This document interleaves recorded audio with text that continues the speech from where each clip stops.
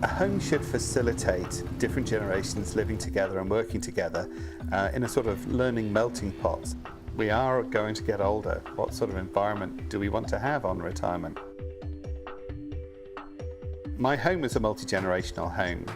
It's sharing an environment together, being partners in the building rather than being a sort of landlord and tenant. The fundamental principle of this house was creating an environment where several generations are together but you're not on top of one another. We've chosen to design it with separate wings for separate generations. Our wing, my mother's wing, and a wing for potentially children or guest accommodation. In effect, this is almost like 3 apartments in one building. Sitting down with the architect, one of the interesting things was we were ending up with sort of 2 wings and a body. Looks like a bird, why don't we make it like a bird?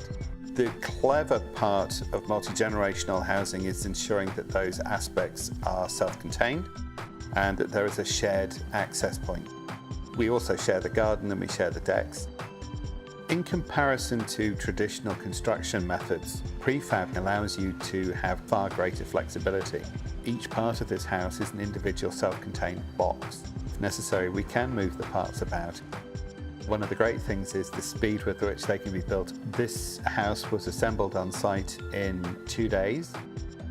One of the important things here was that my mother's accommodation had an equivalent view to ours to make sure that she shared the benefits of the environment along with the rest of the house. Much rather be living here than in a retirement home. It's much nicer to be living in the same house but be separate. I can entertain, I can do what I like. I do think it is brilliant. The house has a solar passive design, industrial grade double glazing, and we don't have to use heating. The light itself, even in midwinter, warms the house.